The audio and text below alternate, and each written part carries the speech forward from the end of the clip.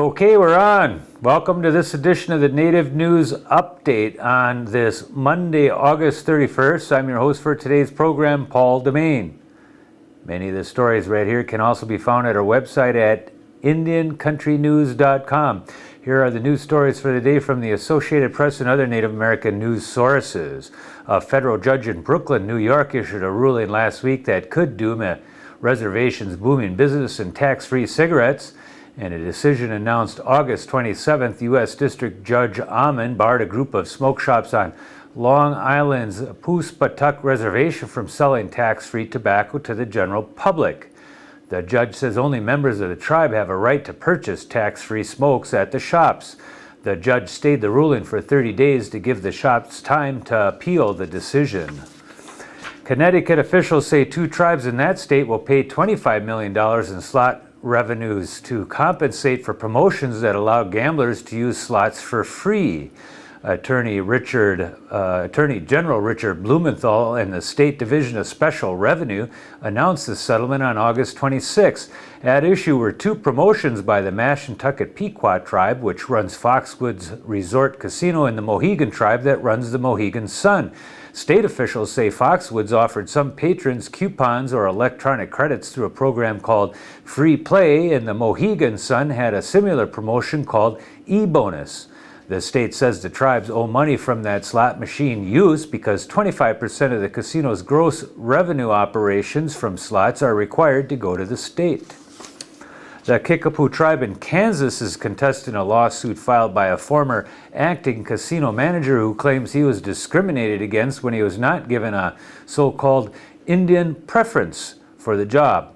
The tribe filed its court response last week to the lawsuit by Robert Nanomantubi against the Kickapoo tribe, its tribal council, and the Golden Eagle Casino.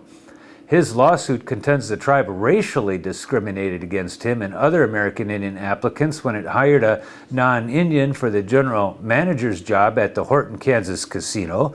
The tribe says in court documents Nanomantubi is not qualified for the position. The tribal chair candidate who finished third in the primary election on the Standing Rock Sioux Reservation wants a tribal court judge to decide whether she should have another chance to be on the September ballot. Avis Little Eagle, the tribe's vice chairwoman, says some people who wanted to vote for her were not allowed to. The top two vote getters in the primary move on to the general election. Little Eagle finished third, one vote behind current chairman Ron His Horse's Thunder. A tribal election committee upheld the results after a recount. There is no question that former chairman Charles Murphy will advance to the general election on the reservation. He received more than double the votes of His Horse's Thunder and Little Eagle in the July 15th primary. The tribe that operates Foxwoods Resort Casino says it has sufficient cash to operate as a normal operation while it works with its lenders to restructure its debt. The Mashantucket Pequot tribe issued a statement acknowledging the effect of the recession and increased competition. The tribe says it recently initiated discussions with its lenders about potential debt structure options, including a range of refinancing and recapitalization alternatives for what the newspaper The Day of Connecticut says is over $2 billion of debt. The tribe says it is current with debt payments and does not anticipate the financial restructuring being considered will affect employees, customers, vendors, or business partners. Standard & Poor's last week downgraded the tribe's credit rating to CCC from B+ and put it on a credit watch with negative implications. A federal appeals court says a small part of the once huge Yankton Sioux Tribes Reservation in southeastern South Dakota still exists and remains under the legal jurisdiction of the tribe and federal government. The ruling by a three-judge panel of the 8th U.S. Circuit Court of Appeals upholds most of an earlier decision by U.S. District Judge Lawrence Pearsall of Sioux Falls. The judge and the appeals panel found that the reservation covers more than 37,000 acres or 59 square miles, which is mostly land the government holds in trust for the tribe and individual tribal members.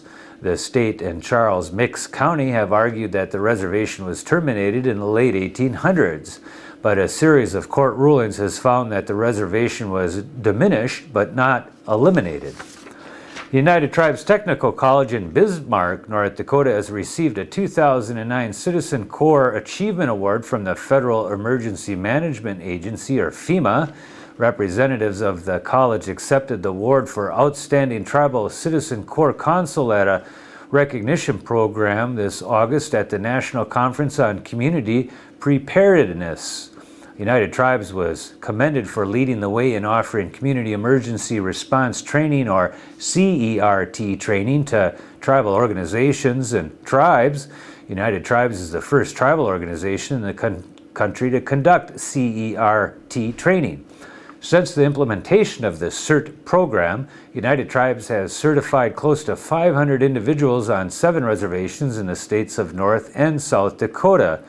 CERT members are trained to take care of themselves and then help others in their communities for the first 3 days following a disaster of any kind. And that is the latest roundup of news from Indian Country on this edition of the Native News Update. We want to thank our underwriters for helping us with this broadcast and you for joining with us again. Miigwech.